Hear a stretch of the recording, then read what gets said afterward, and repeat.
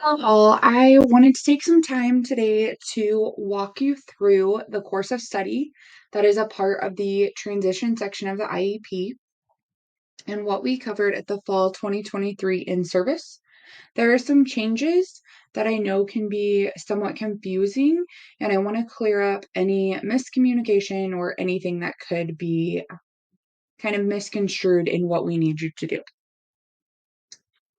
So, your course of study needs to be a multi-year description of the coursework from the student's current year in school to their anticipated exit year. It is SKACD's policy that we have a statement of instructional program that has two parts. That first part is the required classes for graduation or the completion of a program. And the second part are the specific elective classes that focused on improving the student's academic and functional achievement to help them reach their post-secondary goals. And if you have a student who's receiving 18 to 21-year-old services, there is an additional third part that we want to take into consideration. If you receive an IEP that is not from SKACD and it is a list of the courses the student's supposed to take each year, and that student happens to change classes, fail, etc., the IEP should be amended. The reason that SKACD does not use this method is because it requires a lot of extra work on your part. And so that is why we have the two-part statement of instructional program. Please know that you have to complete a course of study even for 7th and 8th graders. So our general course of study is going to consist of those two main parts, which are our graduation requirements for program completion. WebKids is going to auto-populate those for you based on the school district in which your student is served. And there's a couple different scenarios that we can think of with those. Scenario one is that the student takes regular education classes and or some special ed classes. Or scenario two, the student is working on a modified or alternate curriculum. So think about our students who are receiving all of their educational content in the special ed room. They might be using the Steyer Fitzgerald curriculum or TeachTown.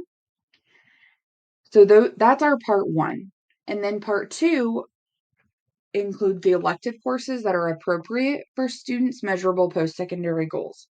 And it's going to be a generic statement, like based on Johnny post-secondary goals, it would be appropriate for him to take elective courses that are designed for students who want to attain a college degree, and his electives might include coursework in X, Y, Z.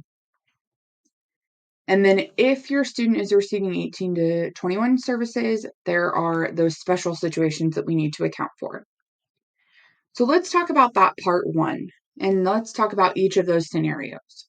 Scenario A, student takes gen ed courses or some special ed courses with accommodations and para support. Or the student is only going to be in special ed courses and working on a modified or alternate curriculum.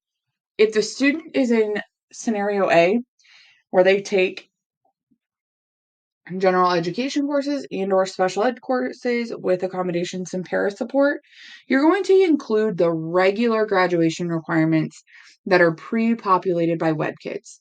They look something like this. They're very basic. It does not include which specific ELA or math courses they take, but it's going to be tailored to your high school. And those are already pre-populated into WebKids.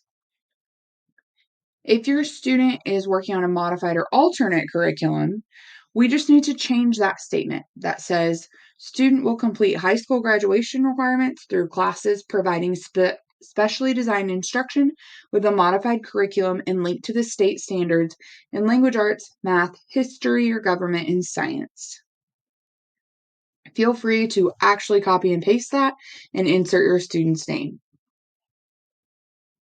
So then if our student is looking to pursue a technical degree, like Leonard is in this example on the left, and Leonard wants to be a welder, we're going to use part one, scenario A, his basic generic requirements required at his high school, and then based on his post-secondary goals, It would be appropriate for him to take elective courses that are designed for students who want to attain a technical degree. His electives might include coursework in business math, language arts classes that include technical writing and reading, industrial arts classes that focus on manufacturing, construction, and auto repair, and community work experiences in the areas of auto repair and construction. Nowhere in there did I list specific classes that are available at the high school Leonard attends, but more so a generic statement of classes that he might take that could be beneficial to him. This is an example of what a student might look like if they're on an alternate curriculum. And as you can see, we use scenario B for part 1, where we talk about that specially designed instruction and the modified curriculum linked to the state standards. Part 2 is different in that we are focusing on those functional skills related to adult living, family and consumer science classes, and then some coursework that may be very specific toward the independent living, employment, and education goals. And then if you have a student with 18 to 21-year-old services, part 3 looks a little bit different.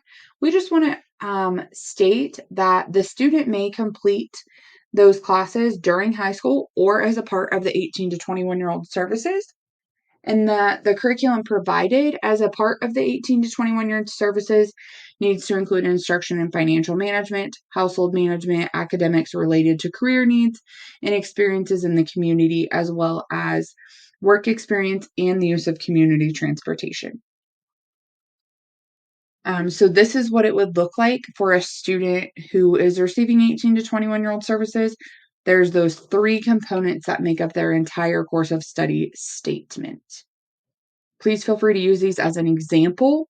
We want you to feel comfortable with these, but we also understand that this is a little bit different than what you have previously done. So please always reach out to me if you have any questions or need assistance.